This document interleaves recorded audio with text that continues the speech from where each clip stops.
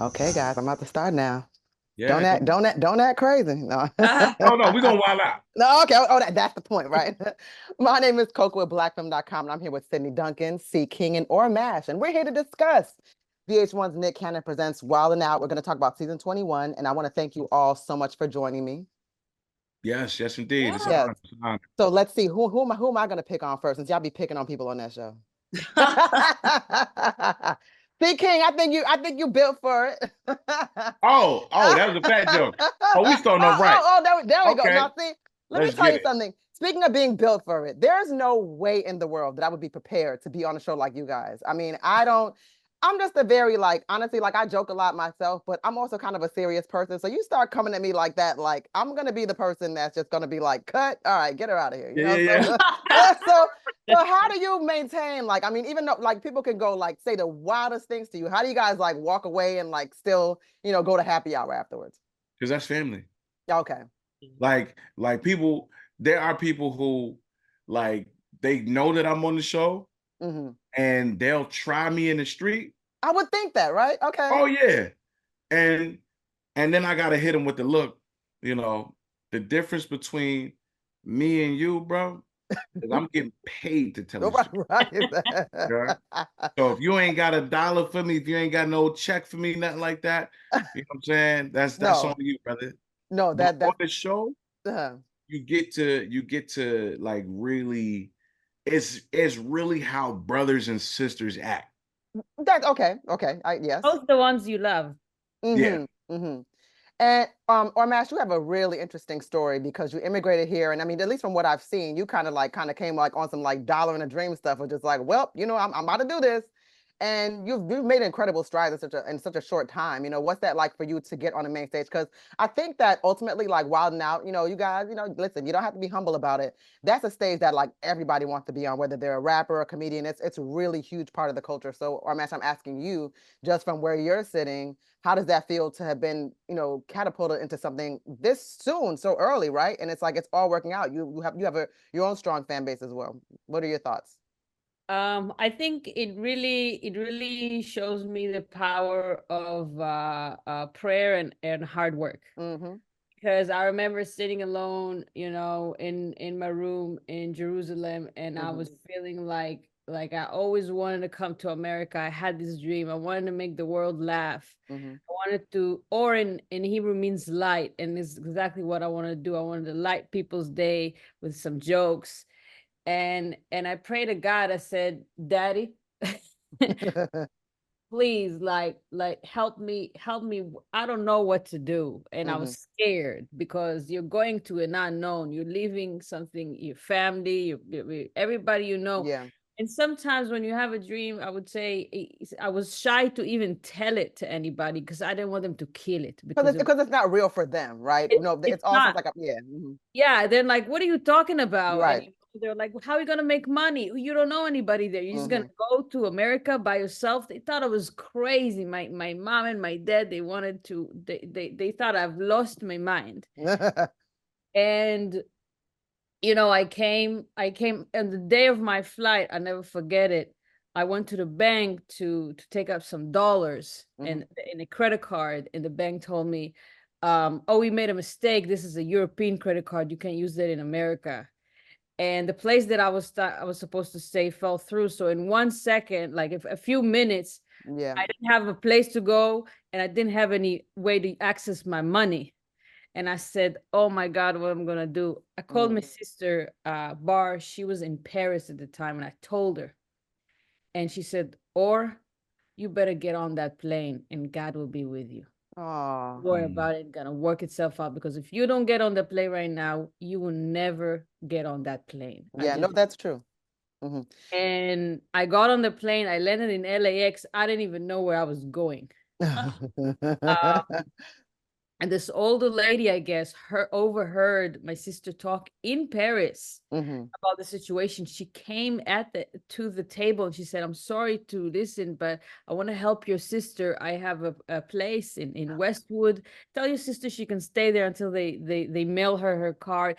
Everything work itself out. And I think sometimes Wow. God wants to see, God will test you. and he wants to see how strong your faith is. And my prayer, when I was sitting in that room alone in Jerusalem, I said, Daddy, I just want you to introduce me to your funniest children. I just want to play with them. That literally was what I said. I want to play with your funniest children. And look at me now on the main stage of Wild 'N Out with the funniest human beings on this planet. Yeah. The most talented comedians on the superstars. I will say, together with the prayer, you also have to take action. So you have to get on that plane. You have to hit the stage, to hit the mics, to do what you can do. But that combination, you will succeed. So I want to tell everybody who's listening right now. Sorry if I kept it long.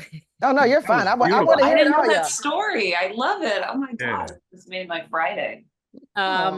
Believe in yourself, and sometimes what it seems like everything is working up against you is no, it's just God wants you to see how strong you believe in it. So when you do have that miracle, you would know that he was working for you. I'll tell you, even if you are in Milwaukee, Wisconsin, or in Cincinnati, or anywhere in the United States, saying that you're moving to Los Angeles, even from here, people are gonna look at you like you're crazy. So that's that is not an easy thing to do, you know. Even from New York to LA. Oh my goodness, no, because it's an eventual move that a lot of people do. Like, you know, typically if you're a New Yorker, well, like C. King, you know, Harlem World, from my understanding, correct? Okay, okay, there we go. Uptown, baby. yeah, you already, you know. Yeah, I already know about your toxicity. You don't even have to tell me, because my toxicity? Why gotta be toxicity? You know, I already know. You know what I'm saying? I'm a little toxic. He's like, it's okay. You know, I'm used to it now. You know, but no, I'm only teasing him because I'm from Bed-Stuy, so you know, well, fun. Yeah. Oh, it's a lot of fun, but you know, we always act like, you know, it's like a field trip trying to go from Harlem to Brooklyn. You know, we see each other like once a year, you know? Yeah. Unless somebody can convince you like, oh, wait a minute, a brunch? And you said it's a bottomless brunch. Okay. Right. Mimosas? We'll take it a day. Exactly, like mimosas. Like, you had to say anything else. That's cool. Yeah, we outside after that. We outside. But Sydney, I think your story is very interesting because you come from like such a classic trajectory, like with the writing, right? The improv, you departed like different collectives and things like that. So for you to even to go to Wild, like it's just an interesting trajectory to me though to see, because you do have a lot of comedy and your impressions are also hilarious. But I want to know, did you really quit your waitress job when you heard that you got this? Yes. Girl, where were you waitressing at? A random restaurant in Midtown.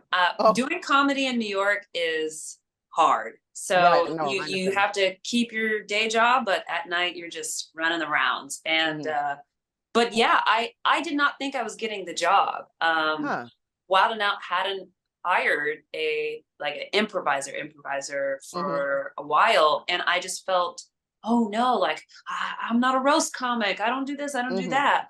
And unfortunately, I was focusing on what I can do versus what I can bring the show. And my new school members just was like, no, Sid, tap into what they have you here for. Improv, impressions, voices, characters, like that's your lane, like hit it hard. But yeah, I just took 3 days off of my restaurant job because I just assumed, okay, they'll fly me out, but there's no way I'm getting this job. In my mind, I was like, what? I don't roast people. But I leaned into what my gifts are and what I can bring the show. And then there got to a point where I was like, you know what? I don't want to go back to this restaurant job. Like I remember getting ready for day 2 of like the 3-day audition process. And I was like, just go in there and like fight for yourself, Sid. Show them what you can do. Don't focus on what you can or what someone else's lane is. Okay, you're not a roast comic. Okay, get over it. What can you do? And I just remember just not wanting to go back to that job. But well, I had to because the 3 days go straight into filming for 3 weeks. So we were now, instead of like being 3 days in Atlanta, now you're 3 weeks in Atlanta. So I had to step away just because I have to be off the schedule for 3 weeks. But I was very, very excited to be an improviser on the show, to showcase what we can do and this lane of comedy as well, because I feel like it's a great mix of of internet personalities that are so funny and they're so creative, so creative.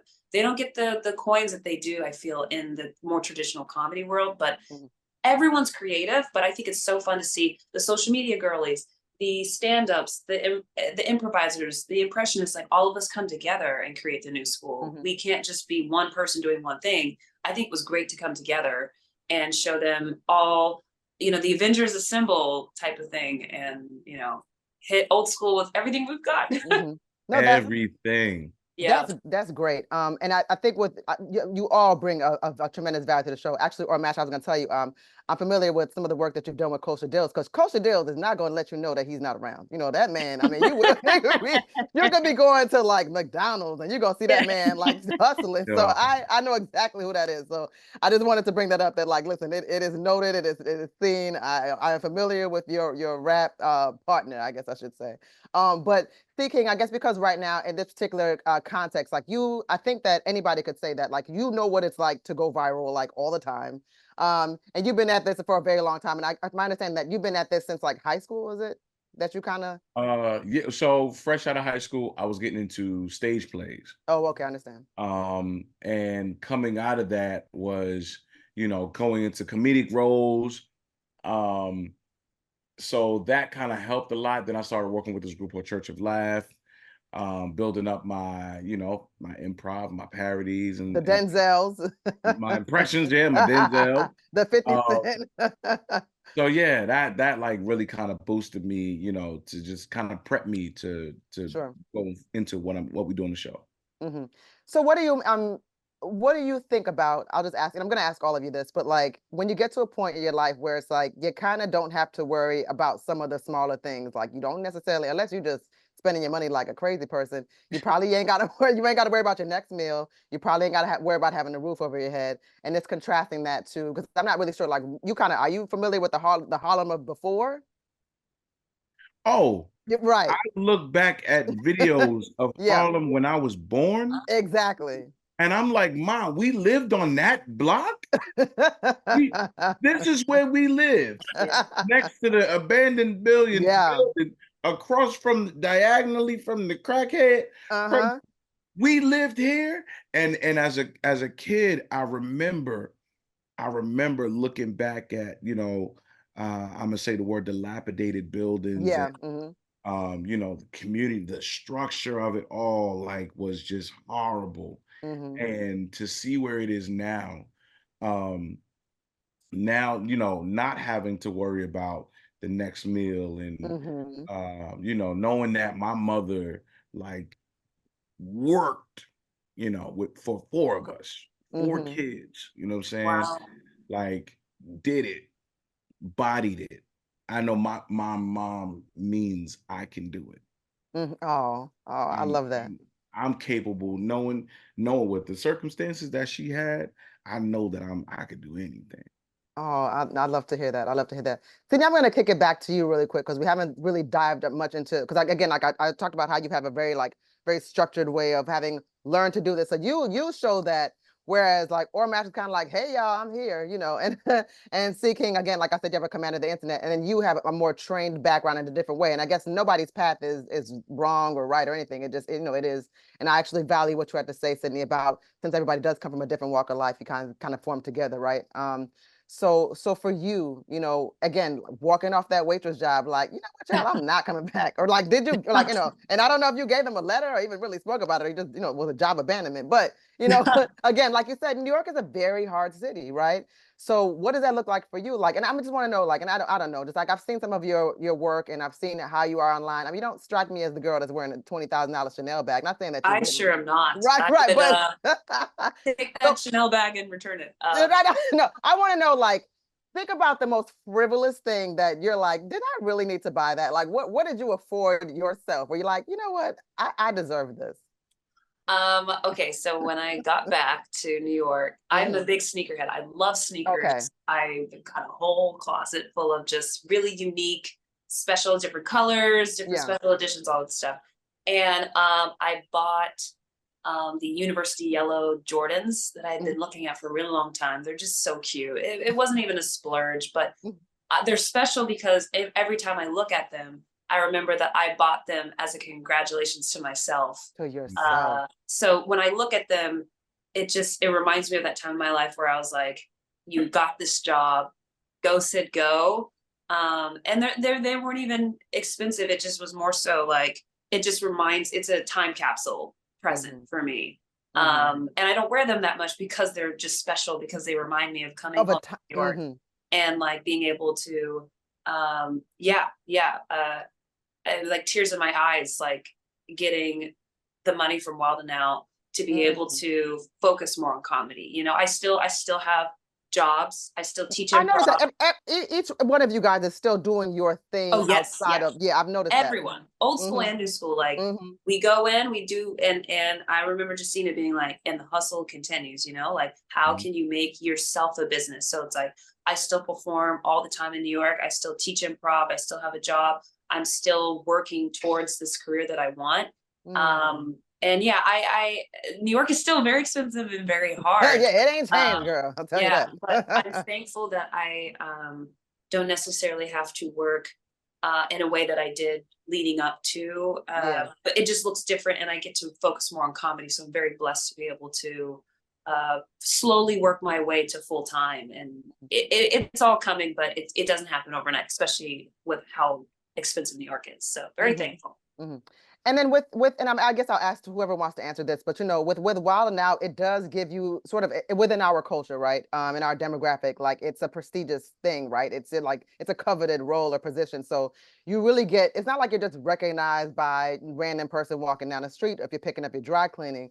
I'm talking about people in the sports world, you know, rappers, other entertainers. So it's like, people in sports now? Oh yeah, girl, they watch it too. Let me tell you something. People listen, you do not know how many people do not mind their business. Listen, you probably got a fan that you don't even realize that's on the court right now. It's somebody right now talking about, Exactly, right. Sydney would dunk on me. Like, don't be dunking us, because Sydney, you're a tall girly too. You're 6 feet, right? Yeah. Oh, yes. Listen, y'all, I read my stuff, guys. I know what I'm doing. I'm a tallie too, because I'm like 5'10". I'm a little shy of you, so I don't wear heels. Do you wear heels? Oh yeah. Oh honey, no, I don't need. Again, I'm not a power forward. You know, like let me just give y'all. Well, I'm Sydney don't mind her short king.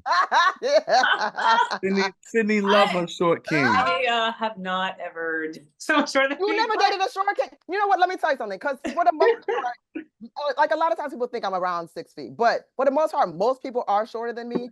So like a short king is, if not the worst thing out there. Like you could be missing out on an opportunity just because he's 5'2". Yeah. I'm truly, like, oh yeah, let it go. I'm literally either in sneakers or 4-inch. There's no in between. It's either casual or let's go out. Right. No, you guys have been a lot of fun, and it's really nice to watch your trajectory.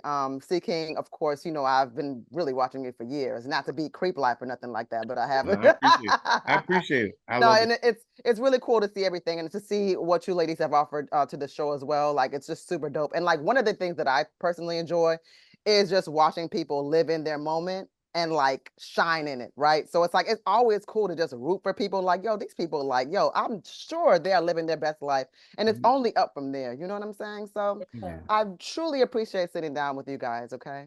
And I thank you so much for your time. Once again, y'all, my name is Koku. Just saying, right? You know, listen, we're going to church because we done brought up God. We know, first of all, C King, don't think I don't know you can sing too. So, you know. Oh, see, you feel what I'm saying? You know what I'm saying? When that choir solo come up, I'm gonna try to hit you up, see if you're ready, because you know, we need to see about you working on the gospel project, but you know, and then the building fund and everything else. But we'll get to that. We'll get to all of that. You know what language I'm speaking, but no, I'm just kidding. Anyway, guys, once again, my name is Koku with blackfilm.com, and I was here with Sydney Duncan, C King, and Or Mash, and we were here to discuss VH1's Nick Cannon Presents Wild 'N Out. We were talking about season 21. Guys, you're going to laugh, but it's like, I'm not telling anybody anything they don't already know. Like, who doesn't watch Wild 'N Out, right? I mean, not to, you know, we're not trying to brag over here, flex. I'm just saying, who is not watching Wild 'N Out? You know, like, what's wrong with you? Who's not watching? Y'all need to watch. Oh my God, no, I know people that are glued to the screen, like will watch Wild 'N Out, like marathon it. Like, you guys, it's deep like that. But Indeed. thank you so much for your time, every single one of you guys, and continued success. Walden. Exactly. It's There a you new go. episode of of MTV Presents Wildin' Out. Nick Cannon presents Wildin' Out on VH1. That's right. We're dropping episodes every Monday, 9/8 Central. Check it out.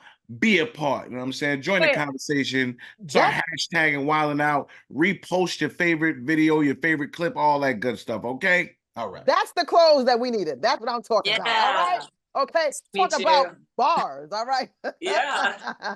Bye, guys. We'll continue Nice to meeting text you. all of you. It's very nice to meet you. If you want to see more content like this on blackfilm.com, make sure you like, subscribe, and ring that bell.